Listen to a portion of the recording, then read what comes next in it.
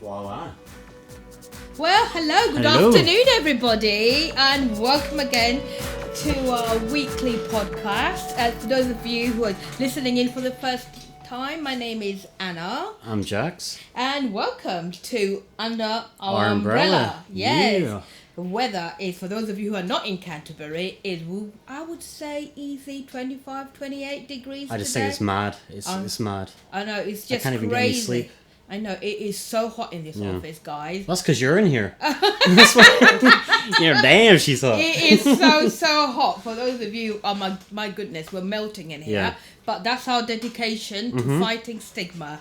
Today, we have the pleasure of one of our guests is Natalie Jones.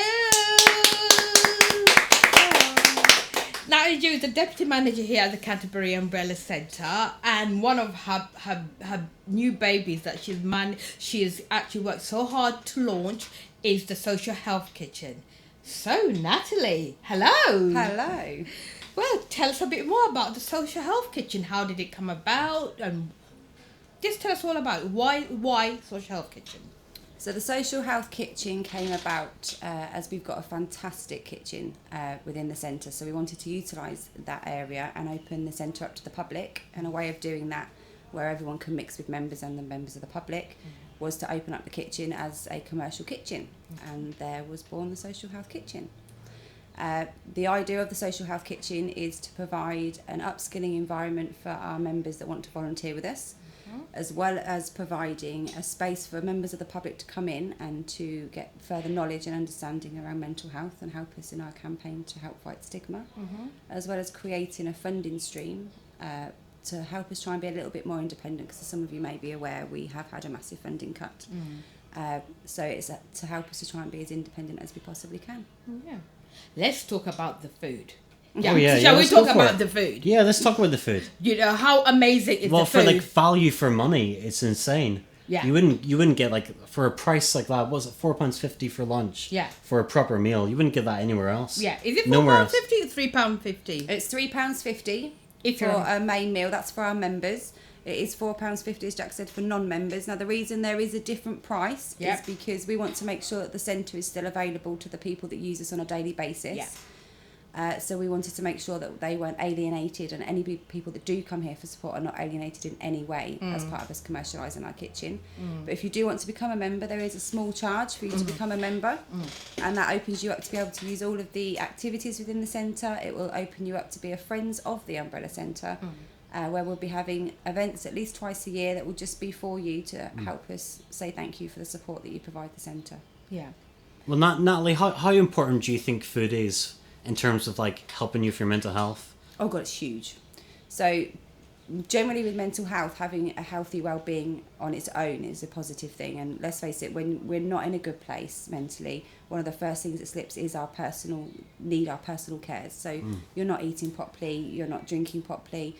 And as Anna's always saying, with food, you can get and solve any problem with food. Or at least you can get to that point where you can sit down with something to eat and something to drink, and that's when you start to get people opening up.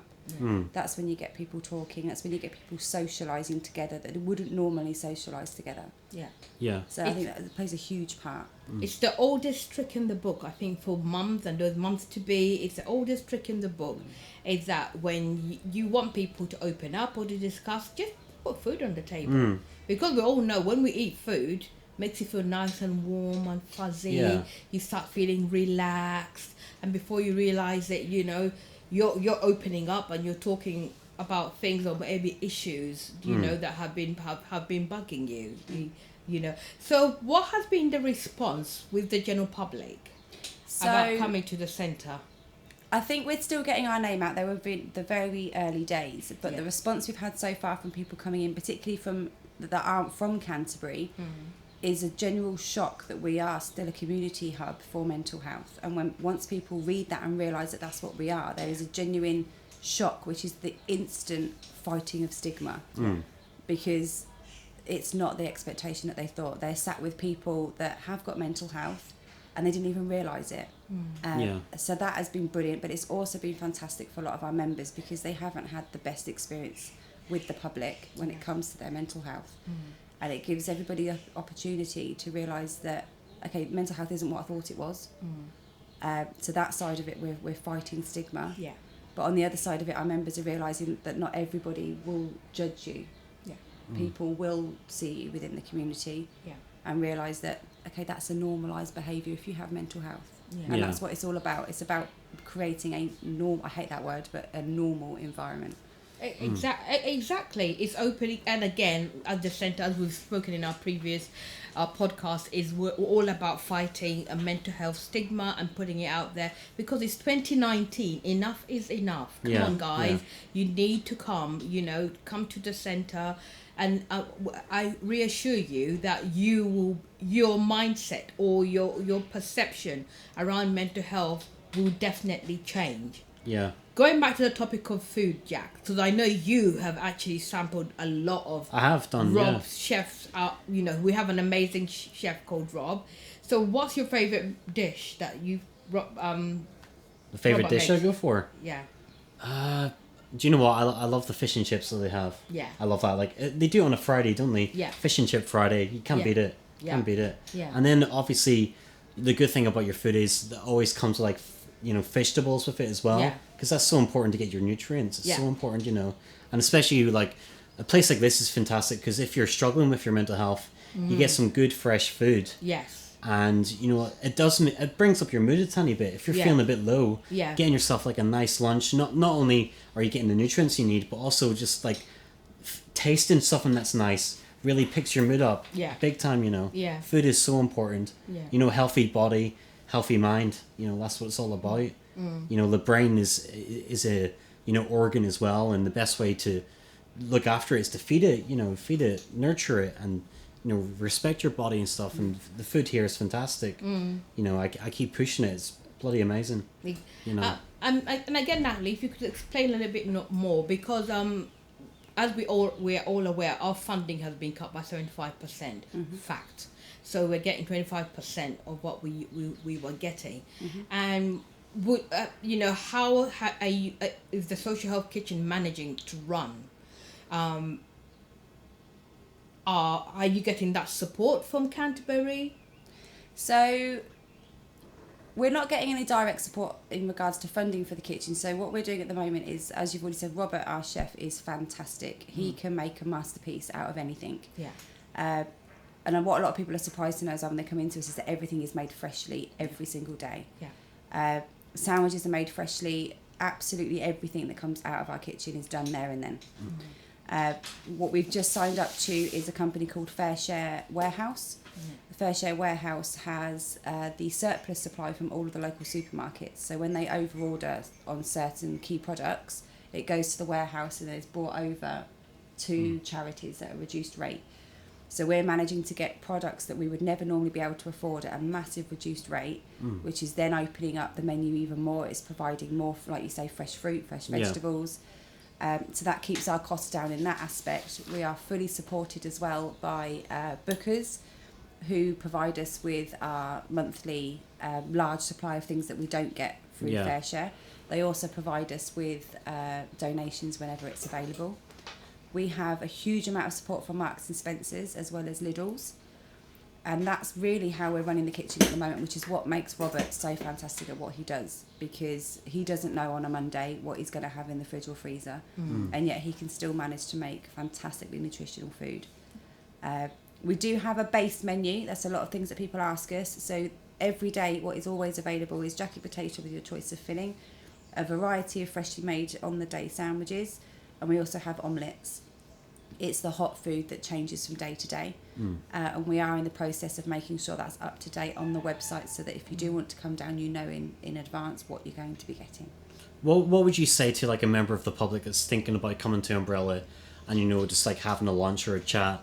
What would you say to them in order to kind of not push them over the edge, but try to inform them in coming here? Like, what would you say to them? So the difference with coming to the Social Health Kitchen for lunch is that you're not only supporting a local charity, so you're supporting us in the work that we do, but you're also getting an experience that you wouldn't get anywhere else in Canterbury. We are in a lovely setting facing the Westgate Gardens, and you have the choice of eating inside or out. it just gives you the opportunity to not just have a lunch. You get to talk to people you wouldn't normally talk with. You get to socialise with people you wouldn't normally socialise with. But the fantastic thing about the centre is that you can make it what you want it to be. So if you just want to come in and have a quiet sandwich and a bean to cup coffee, then you can do that and be left on your own. But if you want to engage and ask people about their stories and what we do here, then again that option is available to you. So the centre can be what you want it to be. So not only would you have people with mental health difficulties coming here, even would you say it'd be good for like maybe friends and family to understand someone in their family that has mental health, like a parent, for instance, or a friend wanting to come and learn a bit more about it? Would you think that would be a good experience for them to, sit down with some food and have a chat to a service user and find out, a bit more about mental health? Do you think that would help? Definitely. Absolutely. One of the biggest things with mental health is a lack of understanding. So you only really learn about mental health if it affects you directly. And as people that have members of their family, loved ones, friends that are going through a struggle with mental health, there is information out there, but it's not the same reading it as to actually sitting down and speaking to someone who's gone through that and come out the other side. And you do get to meet a variety of people here at different stages of their mental health journey. And the key is about gaining knowledge. There is knowledge up around the centre itself. You've got knowledge from staff as well as members that come in and use the centre. I think it would be fantastic if everybody was just more aware. Because there's people out there even now that don't even realise that they may have an issue with their mental health. And it's about catching those people, because it's actually the people that don't realise that are at more risk than those that acknowledge and realise that they have a mental health condition. For sure. So I 100% support that. Come on down, find out as much as you can, and that way you can support someone in the best way that you can, as well as making sure that you're okay as well. Well, if everyone's so open here, that's the thing. Everyone talks to each other, and if you're having a bad day or even a good day, everyone will just open up and talk, which I like that. It's an open atmosphere where you feel like you're not going to be judged for saying anything. No. That's the whole thing. And I think that is the way forward. If we are to stamp out stigma, the centre has created this platform where anybody is welcome, whether you've got mental health issues or you don't have mental health issues. And the platform is that using food as that platform, because food is an amazing icebreaker, will break any insecurities, any anxieties, anything that you are feeling or the general public are feeling as well, and be welcomed into the centre to sit down, have a chat, have a conversation, and when we sat down with myself and Natalie sat down and say how we're going to progress forward with this cafe, what we'll do, because we were very conscious that we didn't want our members to feel completely overwhelmed or completely pushed into a corner or segregated, or this corner is just for the members who you guys who use the centre, but it's let it be open so that everyone could come. So tell us a bit more of, obviously, what you have to offer. You're getting a call.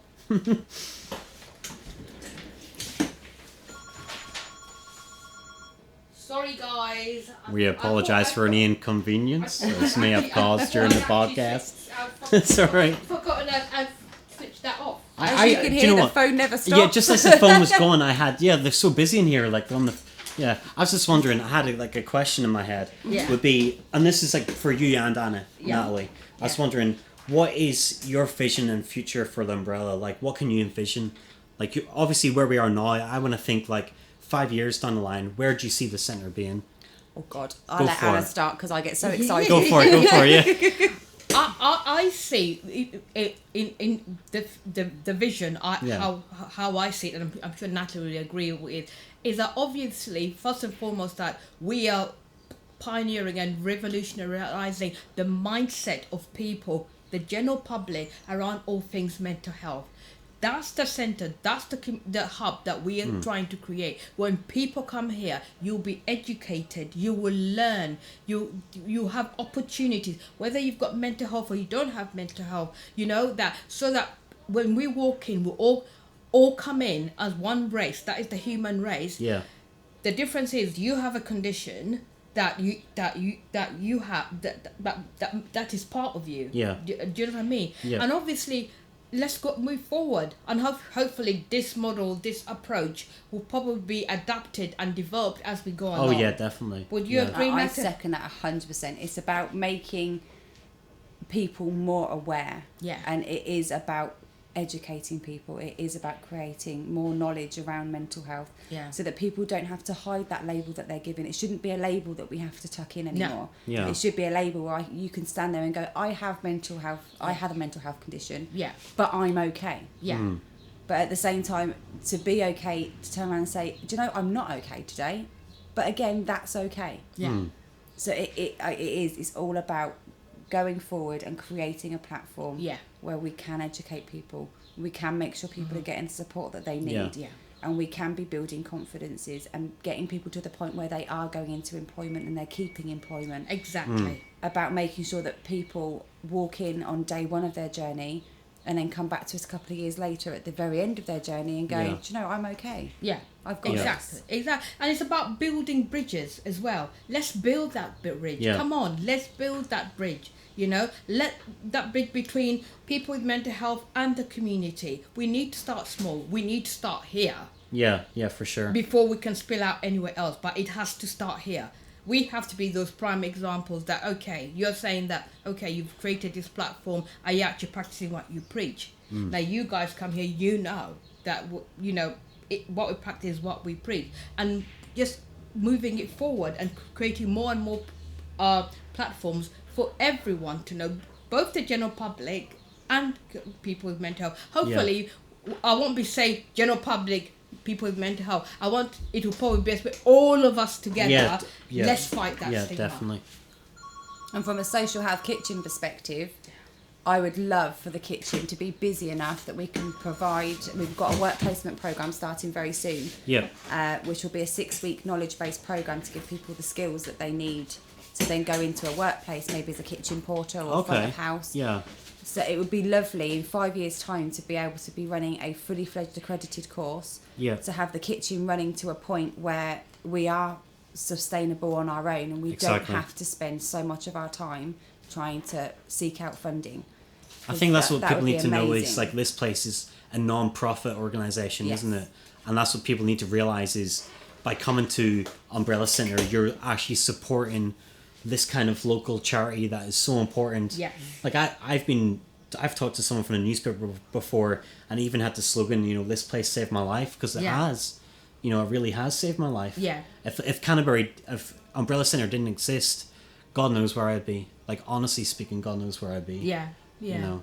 Yeah. Because it's the one place in Canterbury where I feel like I can be myself and not have to worry about being judged or not, or opening up to people. This place is such a good platform for becoming who you're meant to be. Yeah. Like what you said before, whenever Wayne started here, he was very shy. Yes. And he's an amazing character. Yes. You can't stop him talking now, can you? You know, that's it's it. like you just say, can you stop, Wayne? And he's just like non-stop. Absolutely. Well, I think it's good. It's like a platform of, you know, getting you out of your comfort zone. Yes. And just being real. Yes. Being yourself, being a real person is who you're meant to be. Yes. You know. And also I'd like to say that, I mean, since 5 years ago when our funding was cut, and Canterbury as a community has really stood behind us. Really, really stood behind it. And I know individually we have said our thank yous, we've gone and spoken to different organisations, but I want to put it out there to everyone in Canterbury that has stood by us, has supported us, whether by providing their expertise, whether by giving food donations, whichever, everywhere. Anyway they've supported us, I want to say thank you, because Canterbury has really stood behind us. Great big thank you to Canterbury. Definitely. It has, and the residents of Canterbury as well. We rely heavily on volunteers, and if it wasn't for the people that come in and volunteer, and not everybody comes here to volunteer because they have mental health. We do have people that come in that just want to give something back. They've got time on their hands. Yeah, that is priceless for us. Yeah, and we understand that people's time is so valuable. Yeah. And it's such a huge thing to then give your time over to someone, and we just want to say thank you. Yeah. So Natalie, before we wrap up, what would you like to say to the people of Canterbury and everybody else in the world that's going to listening to us about the Social Health Kitchen? You've got your 3 minutes to go.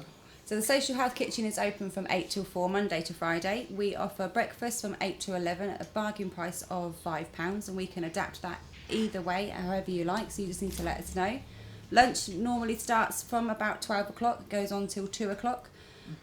You have the options of sandwiches, hot meals, as we spoke before, jacket potatoes, omelettes. Come on in, ask if we've got it, we can certainly make it for you. Please do bear with us if you do come in on a busy day. We are run by volunteers, so we do ask that you take the time just to, we don't want that stressful environment. We don't have stress within the centre. We offer a high tea on a Thursday, which is pre-bookable, all handmade cakes, again by one of our lovely volunteers. It rivals some of our rivals, I won't mention any names, quite local to us in Westgate Gardens. Again, £5 per person. We also do smoothies and bean 2-cup coffee at a bargain price of £1.50. So come on down, check us out. Come and get an experience instead of just a meal.